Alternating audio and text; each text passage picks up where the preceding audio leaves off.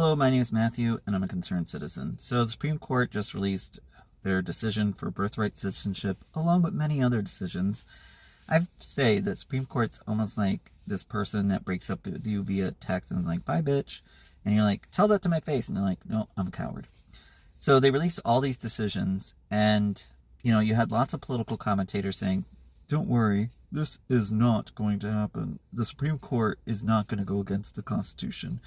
This has been litigated through many lower courts, and we are confident in regards to where the decision is going to land. And I'm like, I may not be well versed in the law, but I know liars, manipulators, and crazy people. And the Supreme Court, Republican Party, MAGA, right, all fall into this. Now, I'm saying the overall representation of MAGA, the leadership, and the people who are in charge. Now, if you're loving this, then you're getting what you vote for. So, I guess you should be happy then. But for me, this is why I didn't vote for this. Because I not only think about myself, I think about the impact for other people. And this is going to have far-reaching impacts, because this doesn't only impact this decision.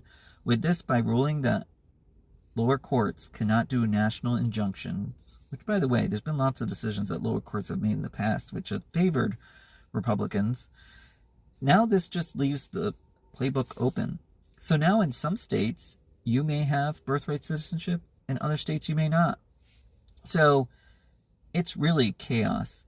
Now, this is not a surprise to me, because, to be honest, when you saw these judges getting confirmed, before it shifted to a very extreme conservative court, which has very low approval ratings and confidence in the American people with the court, you saw their interviews, and I was like, they're not fit for this job.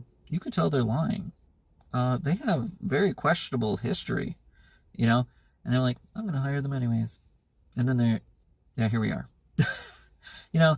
So the Republicans are getting a lot of what they want from this court, right?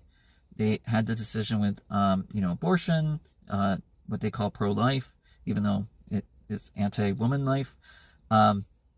And then you have the birthright citizenship. So everything that's happening right now, as far as if you're really happy with what's happening globally with relationships, the Republicans control every branch of the government. So, there's only them to blame right now, and only them to give credit, which I don't see any credit to give. But yeah, it's definitely crazy. But there is some hope, because I think people are getting fed up with this. Unfortunately, it just took